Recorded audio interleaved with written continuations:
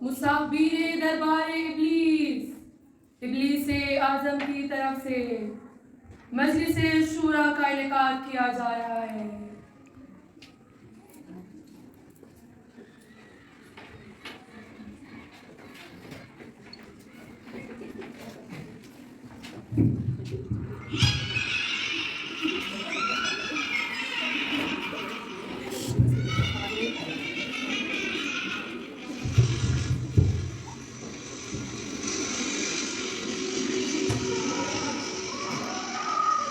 تمام مشیران سے درخواست ہے اپنی اپنی نشستوں پہ جلوہ افروز ہو۔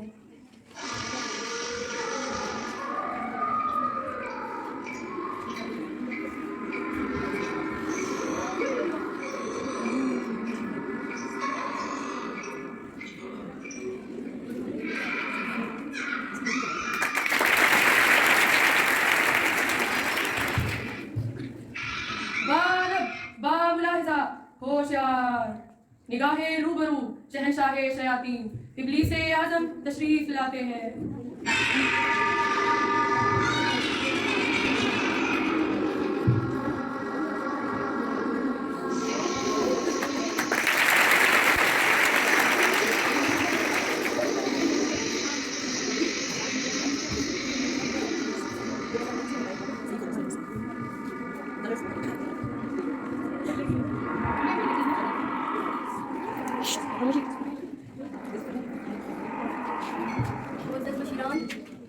ہم نے پوری دنیا میں فساد برپا کر رکھا ہے، یہاں تک کہ عرش اعظم کے مکی بھی ہماری ریشہ دوانیوں سے پریشان ہیں۔ آج وہ ذات بھی انسان سے نالا ہے جس نے انسان کو تخلیق کیا تھا۔ میں نے دنیا کے بڑے حصے کو ملوکیت کے جال میں پھانس لیا ہے۔ لوگ مذہب سے دور ہو گئے ہیں، مسجدیں ویران، چرچ بے رونق اور مندر سونے ہو گئے ہیں۔ مشیران، آج کی میٹنگ اس لیے کال کی گئی ہے کہ یہ جائزہ لیا جائے کہ میں نے خدا کو جو چیلنج کیا تھا اس میں کہاں تک کامیابی حاصل ہوئی ہے اور مزید اس کے لیے کیا کیا جائے۔ اب آپ سب میرے ایجنڈے کے متعلق اپنی اپنی کارکردگی بیان کریں۔ جناب مولا، ہمارا ابلیسی نظام پہلے سے مضبوط ہوا ہے، عوام در بدر ٹھوکریں کھاتے پھرتے ہیں، ان میں ترقی کی طرف نہیں رہی، کم وقت یہ بھی نہیں جانتے کہ صلاح ہے کیا۔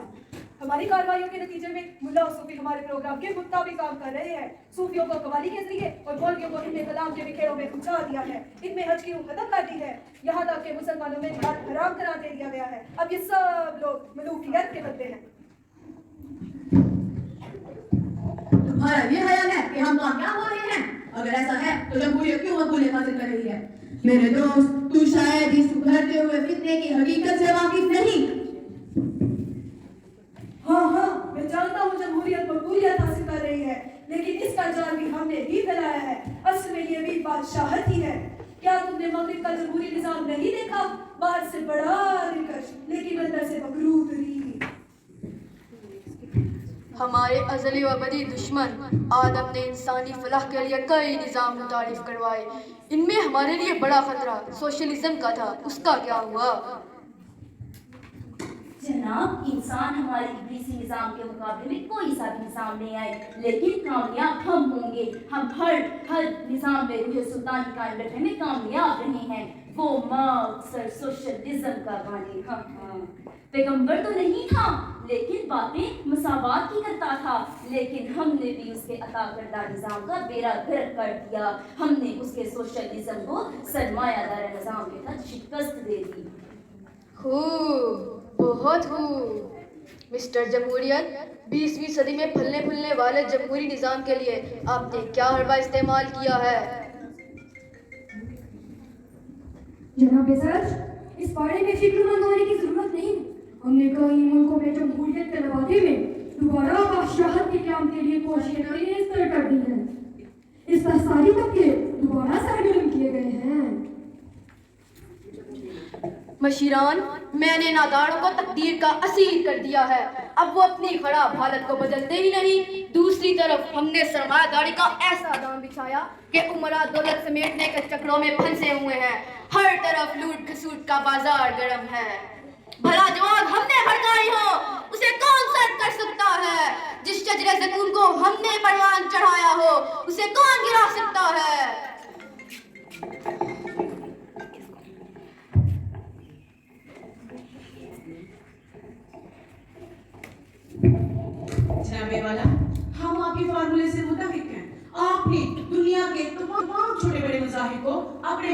लिए खूब इस्तेमाल किया है। फितरत आदम को आप से बेहतर कोई नहीं जानता।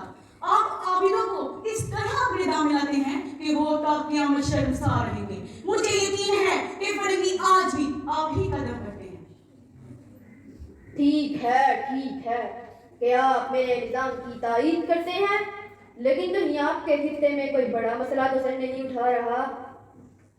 जनाब, एक बुनियादी खतरा जिसका हमें ज़माने मुस्तक़बिल में सामना होगा वो ये है कि दुनिया भर में इस्लाम के हकीकी तस्वुरात फैल रहे हैं, जहालत कम हो रही है, गुलामी खत्म हो रही है, आका गुलाम का फर्क मिट रहा है। जनाब, मुझे लगता है कि हमारा सारा किया धरा चौपट हो जाएगा। मुझे इस बात की खुशी है कि आप अपने फराइज से गाफिल नहीं हैं। आपका ये खदशा अपनी जगह दुरुस्त है, लेकिन मुझे लगता है कि आप मेरी दस्तरस के बारे में बेयकीन हैं। कोई कौम, कोई मुल्क, कोई जगह हमारी दस्तरस से बाहर नहीं है, बस एक इशारे की देर है। क्या यूरोपी, क्या एशियाई, क्या सियासतदान, क्या पादरी, यही सब लोग हमारे निज़ाम को मुस्तहकम करेंगे।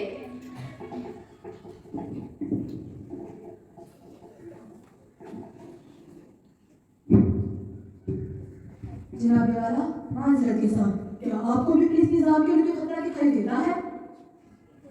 हाँ, हमें असल खतरा मुस्लिम उम्मा से था, क्योंकि उनके पास हिदायत कुरान की सूरत में महफूज है और वो उसमें तदब्बुर भी करते हैं।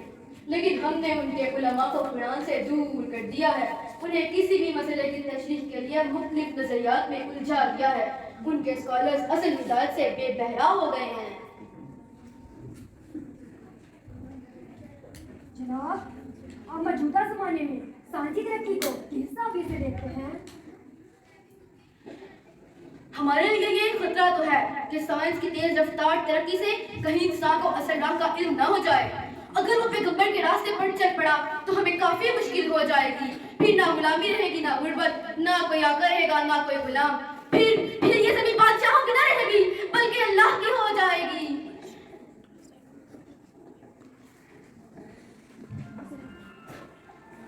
लेकिन इसका तोड़ भी हमारे पास है। हमने साइंसी इल्म को कुरानी इल्म की बजाय मगरबी इल्म होने का यकीन पैदा कर दिया है, उन्हें मजहबी फलसफों की भूल भुलैयों में उलझा दिया है।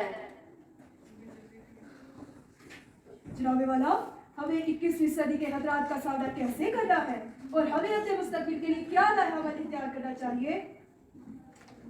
मशीरान, हमें उम्मत मुस्लिमा को बेदार होने से रोकना है, वरना हमारी सारी मेहनत जाय हो जाएगी। मिस्टर मलूकियत, आप इस बात को बढ़ावा दें कि ईसा फोत हुए या जिंदा उठा लिए गए, मसीह दोबारा आएंगे या उनकी खूबियों वाला कोई मेहदी आएगा। मिस्टर जमहूरियत, आप इस शक को बरकरार रखें कि अल्लाह की सिफात उसकी जात का हिस्सा हैं या वही हक है। मिस्टर शराकियत, आप इस नजरिए को फरोग दें कि क्या कुरान मखलूक है और ये भी कि रसूल हाजिर नाजिर हैं या नहीं। आप दोस्तों मुस्लिम उम्मा को जिक्र तक महदूद रखें, वो अपनी खाकाहों से मोहब्बत करें, अमल नमूना पेश ना कर सकें। यकीनन हमारा ये फार्मूला ड्रग के तौर पर काम करेगा। जाओ, सब कारसूल फैल जाओ।